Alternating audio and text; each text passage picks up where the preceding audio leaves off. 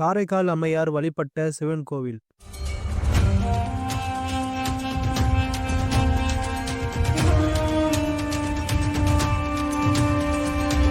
சிவபெருமான் சுயம்பு மூர்த்தியாக காட்சியளிக்கும் தேவார பாடல் பெற்ற திருத்தலம்.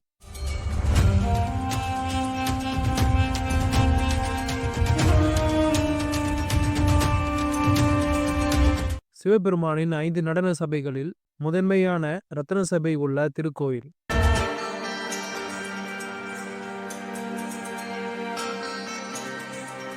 வணக்கம் விவேஸ். இன்னைக்கு நம்ம வீடியோவில் சென்னை திருவலங்காட்டில் அமைந்துள்ள வடராணேஸ்வரர் திருக்கோயிலை பற்றி தான் பார்க்க போகிறோம். முதலில் இந்த கோவில் எங்கு உள்ளது, எப்படி செல்லலாம் என்று பார்க்கலாம். சென்னை அரக்கோணம் ரயில் பாதையில் உள்ள திருவலங்காடு ரயில் நிலையத்திலிருந்து 4 கிலோமீட்டர் தொலைவில் இந்த சிவன் கோயில் உள்ளது. ரயில் நிலையத்தில் இருந்து ஆட்டோ வசதிகள் உண்டு. திருவள்ளூரில் இருந்து அரக்கோணம் செல்லும் பேருந்தில் சென்று திருவலங்காடு பேருந்து நிலையத்தை அடையலாம். திருவலங்காடு பேருந்து நிலையத்திலிருந்து அருகில்தான் இவ்வாலயம் அமைந்துள்ளது. திருவள்ளூரில் இருந்து 18 கிலோமீட்டர் தொலைவிலும் அரக்கோணத்தில் இருந்து 14 கிலோமீட்டர் தொலைவிலும் திருவலங்காடு தலம் அமைந்துள்ளது. கோயிலோட அட்ரஸ் மற்றும் கூகுள் மேப் லிங்கை டிஸ்கிரிப்ஷனில் கொடுத்துருக்கேன். தேவைப்படுறவங்க பார்த்து தெரிஞ்சுக்கோங்க. இப்பொழுது இந்த கோயிலோட வரலாறு மற்றும் சிறப்புகளை ஒவ்வொன்றாக பார்க்கலாம்.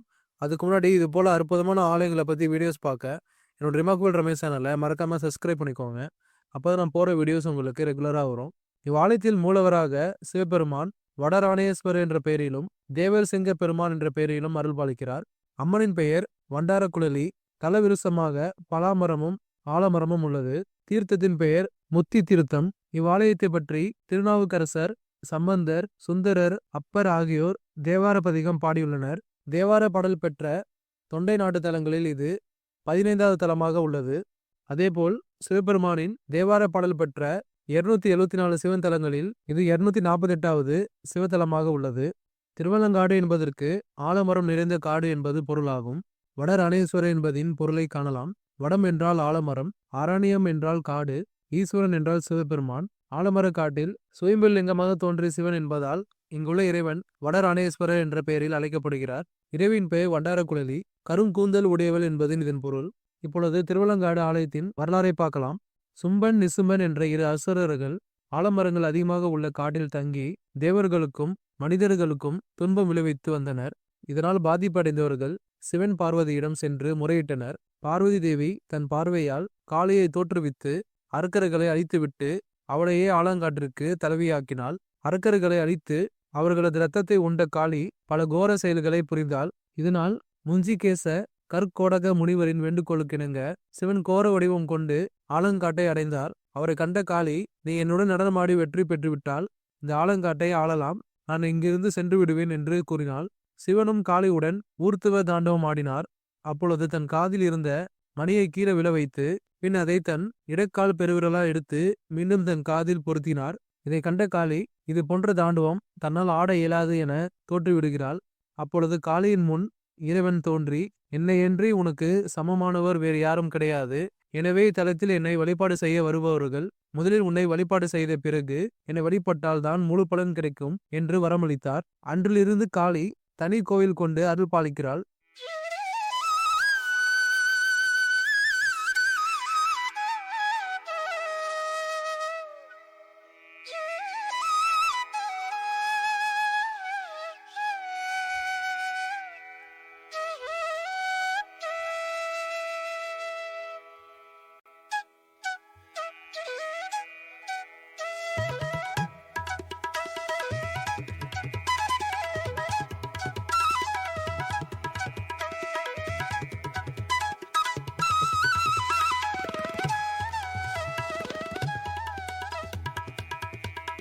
ஆடலரசன் ரத்தின சபையில் ஊர்த்துவ நடனம் ஆடுகிறார்.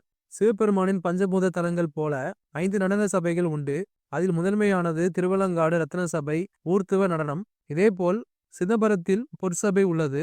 அங்கு சிவபெருமான் ஆனந்த நடனம் ஆடுகிறார். மதுரையில் வெள்ளி சபை சந்தியா நடனம் ஆடுகிறார்.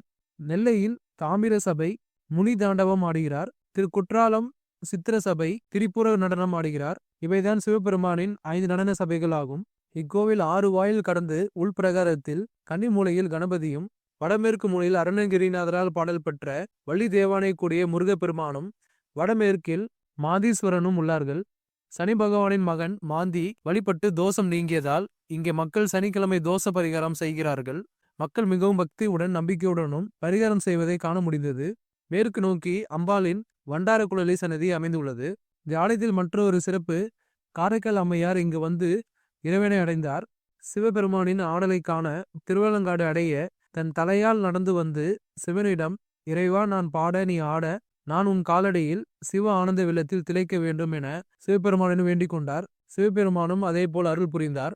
ரத்ன சபையில் சிவதாண்டவத்தை பார்க்க காரைக்கால் அம்மையார் ஒரு புறமும் மற்றொரு புறம் பார்வதி தேவியும் உள்ளனர். பார்வதி தேவிக்கு சமி சீனாம்பிகை என்ற பெயரும் உண்டு.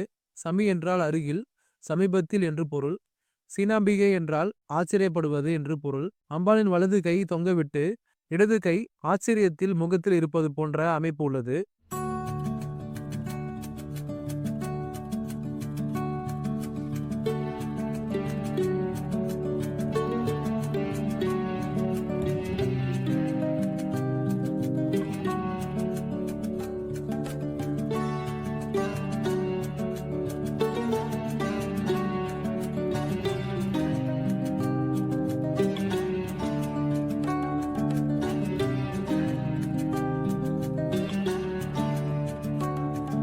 ஒருமுறை திருஞான சம்பந்தர் பக்தர்களுடன் இறைவனை காண ஆசைப்பட்டார். ஆனால் அவர் பழையனூர் என்னும் இடத்திலே தங்கிவிட்டார். இறைவனை நினைத்து உறங்கிவிட்டார். அப்பொழுது யாரோ அவரை தொட்டதை உணர்ந்தார். எவரும் இல்லாது கண்டு மீண்டும் உறங்கிவிட்டார். மீண்டும் யாரோ அழைக்க எழுந்த பொழுது தொலைவில் ஒரு உருவம் அலைந்து நெளிந்த சடைமுடி ஆட, சுருண்ட கருத்த பாம்பு கழுத்தில் நெளிய, உடுக்கை பிடித்த கை அசைய ஈசன் நிற்க, திருஞான சம்பந்தரை பார்த்து பாட மறந்தாயா என ஈசன் கேட்க, மெய் மறந்த சம்பந்தர் தேவார பாடல்களை பாடினார். சுந்தரர், அப்பர், சம்பந்தர் பல பாடல்களை இங்கு பாடியுள்ளார்கள். இக்கோவிலில் சிற்பக்கலை அழகுடன் பல கல் தூண்கள் அமைய பெற்றுள்ளது. ரத்தின சபை, ஊர்த்துவ நடன காட்சியும், பெரிய ஸ்படிக லிங்கமும் மரகத லிங்கமும் ஆகியவை உள்ளன. இத்தலத்தின் தல சிறப்பாக சிவபெருமான் சுயம்பு மூர்த்தியாக அருள் பாலிக்கிறார். நடராஜ பெருமான் நித்தமும் நடமாடும் பஞ்ச சபைக்குள் இது ரத்தின சபையாக உள்ளது. அது மட்டுமல்லாமல் அம்மனின் 51 சக்தி பீடங்களில் இது காளி சக்தி பீடமாகும். நடன கலையில் தேர்ச்சி பெற விரும்புபவர்கள் வணங்க வேண்டிய தலம் இது ஆகும். கணவன் மனைவிக்கிடையே ஒற்றுமை பெருக இவ்வாலயத்தில் மக்கள் வழிபடுகின்றனர். நேர்த்தி கடனாக மார்கழி திருவாதிரையில் சிவபெருமானுக்கு அபிஷேக ஆராதனை செய்யப்படுகிறது. கோயில் திறந்திருக்கும் நேரம் காலை 6 மணி முதல் இரவு 8 மணி வரையிலும் தொடர்ந்து தரிசனத்திற்காக திறந்திருக்கும்.